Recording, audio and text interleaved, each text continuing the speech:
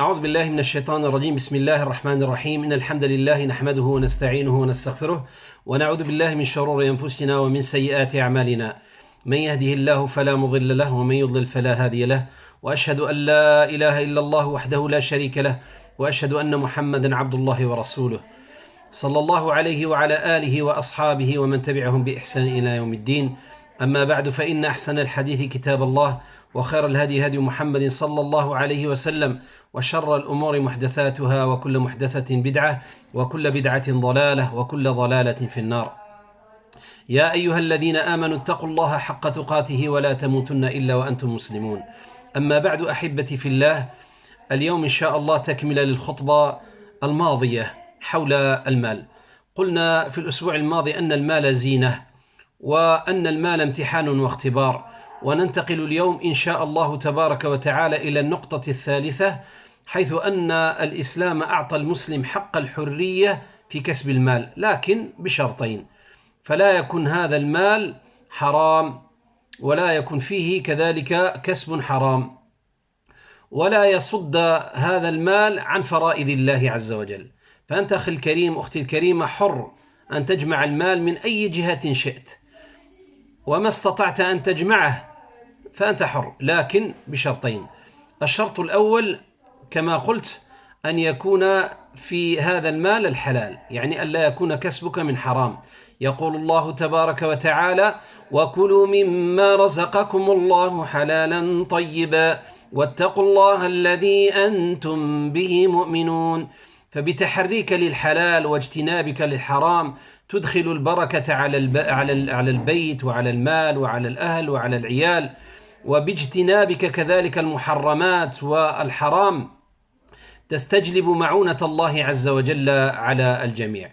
ومن الأشكال في المحرمات الاعتداء على أموال الناس، أي أكل أموال الناس بالباطل، الخوض في التعاملات المحرمة كالرشوة والخديعة والتلاعب بالميزان وخيانة الوكالة والوديعة وغيرها. فالحلال أخي الكريم أختي الكريمة واسع والحرام ضيق، فلا تحشر نفسك في المحرم وابقى في السعة والراحة من الحلال. Mes frères et mes sœurs, assalamu alaikum wa rahmatullahi wa barakatuh. Au nom d'Allah, le clément, le miséricordieux, et que la bénédiction soit sur notre prophète Muhammad sallallahu alayhi wa sallam. La semaine dernière, on a parlé de l'argent en islam. La première règle qu'on a abordée, c'était que l'argent, il rend agréable la vie d'ici-bas. Et aussi, Inch'Allah tabaraka wa ta'ala, par un croyant, même dans l'au-delà, il aura, Inch'Allah, beaucoup de récompenses. Mais l'argent n'est pas un but en soi, c'est un moyen pour atteindre son but. Et on avait parlé aussi de la deuxième règle, c'est que l'argent est une épreuve pour son propriétaire. Et aujourd'hui, Inch'Allah, nous voilà à la règle 3. L'islam, mes frères et mes sœurs, permet d'acquérir autant d'argent que souhaité en toute liberté, mais à deux conditions. La première condition, pas d'argent illicite. Il faut gagner de l'argent avec du halal, c'est-à-dire avec des choses licites. Comme il dit subhanahu wa ta'ala dans ce verset: et mangez de ce que Allah vous a attribué de licite et de bon. Craignez Allah en qui vous avez foi. Donc, en se consacrant à ce qui est licite et en s'écartant de l'interdit, du haram. Et la bénédiction, mes frères et mes sœurs, Inch'Allah tabaraka wa ta'ala, elle sera gagnée.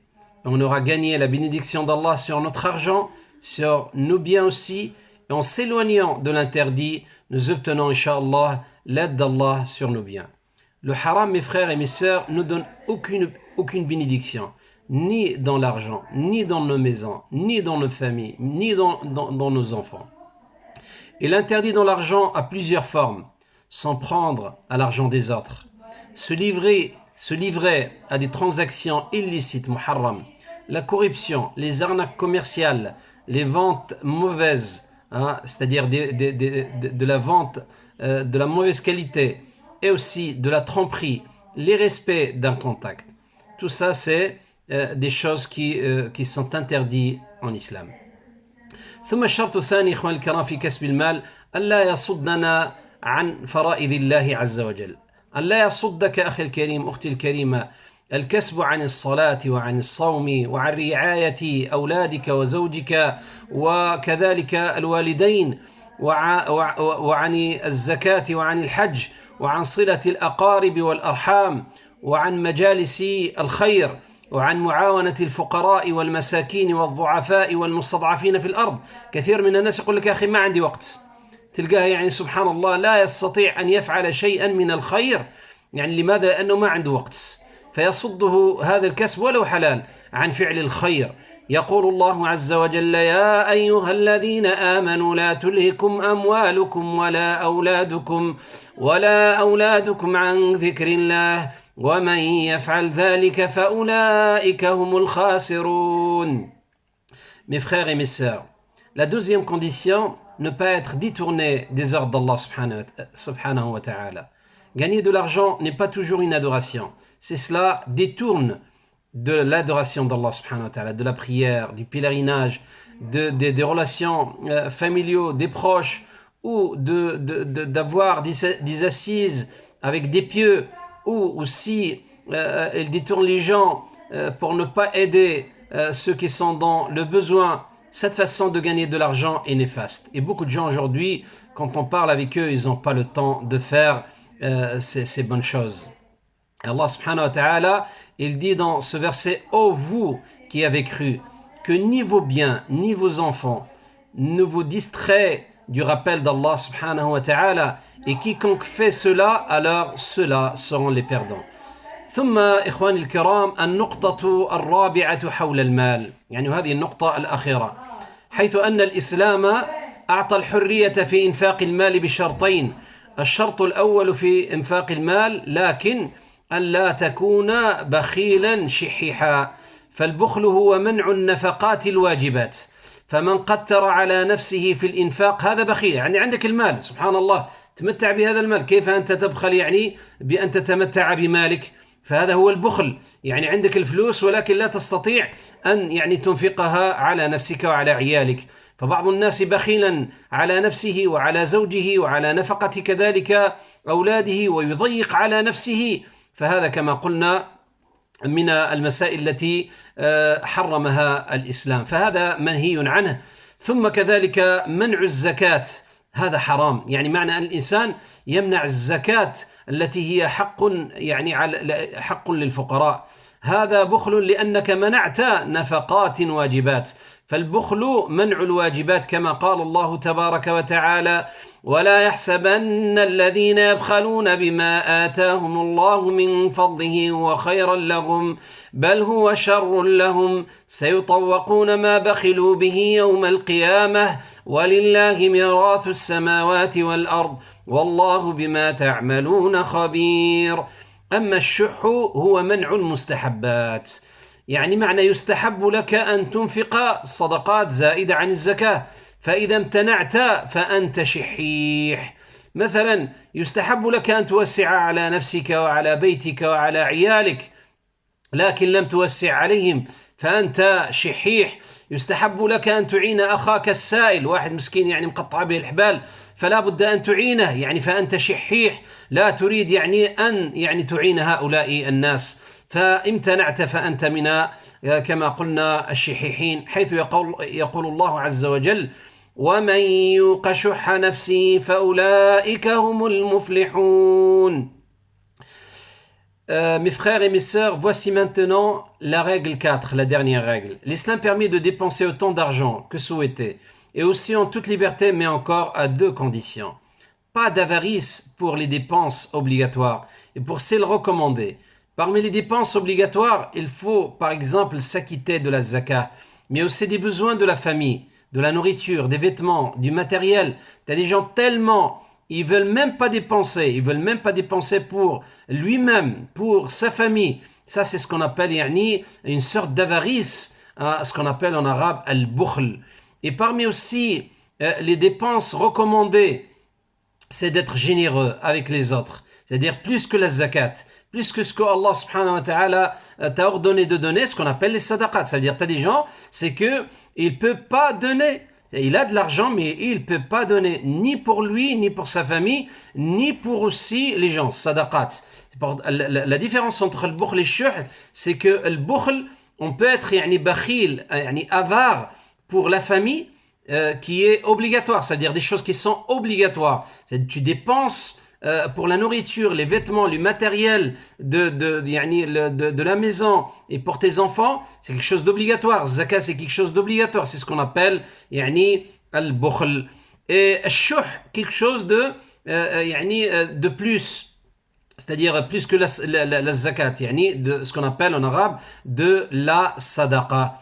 Une aumône recommandée. Alors, comment une personne, il n'arrive même pas à donner pour sa famille, il va donner aux autres. Alors, c'est pour ça, Allah subhanahu wa ta'ala dit dans ce verset que c'est une nature difficile à surmonter. Difficile à surmonter. C'est pour ça la récompense, elle sera, Inch'Allah, plus grande. Allah il dit quiconque se prémunit contre sa propre avarice, ceux-là sont ceux qui réussissent. أما الشرط الثاني في إنفاق المال عدم الإسراف والتبذير. الإسلام حرم الإسراف وحرم التبذير. فالإسراف أن تنفق في الحلال، معنى الإنسان مال حلال لكن يتجاوز الحد، كما نرى اليوم تلقى واحد يقدر ينفق على نفسه مثلا الشيء اللي هو كما قلنا مستحق، لكن هو تلقاه ينفق ولا يترك شيئا لغيره، لا يترك شيء لغيره. العرس مثلا يقدر يكون ربما ب4000 ولا 5000 فهو ينفق 20 30 40 ألف وغدوة يبات بالجوع. فهذا الذي حرمه الإسلام. يقول الله عز وجل وكلوا واشربوا ولا تسرفوا إنه لا يحب المسرفين. أما التبذير شيء ثاني. التبذير أن تنفق في المحرمات، إنسان عنده المال لكن ينفقه في المحرمات، في شراء الأشياء المحرمة المخدرات وغيرها، وأن يبذر هذا المال، حيث يقول الله عز وجل إن المبذرين كانوا إخوان الشياطين. والمؤمن في نفقاته كما قال الله عز وجل والذين إذا أنفقوا لم يسرفوا ولم يقتروا وكان بين ذلك قواما. Mes frères et mes sœurs, la condition, la dernière condition, c'est qu'on ne doit pas dépenser dans l'illicite et pas de gaspillage. Tout comme l'argent ne doit pas être gagné de façon illicite, il ne doit pas être aussi non plus dépensé dans l'interdit, dans la drogue, de faire du mal. Allah il le dit dans ce verset Innal mubadhirina kanu ikhwana ash-shayatin. Les gaspilleurs sont les frères des diables. On voit t'as des gens aujourd'hui ils ont de l'argent, même si il les a gagnés avec du halal, mais il va gaspiller 30 000 euros, 40 000 euros par exemple dans un mariage où demain il va rester avec rien. Alors c'est pour ça l'islam il aime pas les gaspilleurs. Enfin, l'argent ne doit pas être dépensé sans mesure, même dans le licite. Il y a encore aussi plus grave que ça, c'est lorsque une fortune est dépensée pour wal'iyadu billah quelque chose de qui est haram, comme on a dit tout à l'heure, et aussi quelque chose qui est dépensé des fois même dans le halal, on n'a pas le droit aussi de dépenser plus. Alors il y a une différence entre le mubadhir et le musrif. Le mubadhir, c'est les gaspilleurs. Les gaspilleurs sont les frères des diables.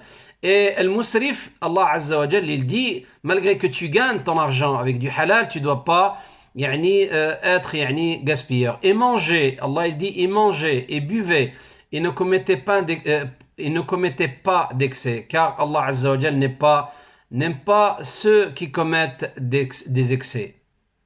فنسأل الله تبارك وتعالى إخواني الكرام أن يحفظنا ويحفظ أهالينا ويحفظ جميع المسلمين أجمعين، وأن يجعل كسبنا إن شاء الله كسبا حلالا طيبا، وأن يبعدنا عن الحرام ما بقينا إلى أن نلقاه. اللهم صل وسلم وزد وبارك على محمد صلى الله عليه وسلم وعلى آله وأصحابه وسلم تسليما. اللهم ارحمنا فإنك راحم، ولا تعذبنا فإنك علينا قادر، والطف بنا فيما جرت به المقادر. اللهم اشف مرضى المسلمين أجمعين، اللهم اشفنا واشفي الأمة أجمعين يا أرحم الراحمين، واشف الناس أجمعين. اللهم ارفع عنا هذا الوباء وارفع عنا هذا البلاء. ربنا ظلمنا أنفسنا وإن لم تغفر لنا وترحمنا لنكونن من الخاسرين. إن الله وملائكته يصلون على النبي يا أيها الذين آمنوا صلوا عليه وسلموا تسليما. اللهم صل وسلم على سيدنا محمد وعلى آله وصحبه أجمعين، وآخر دعوانا أن الحمد لله رب العالمين.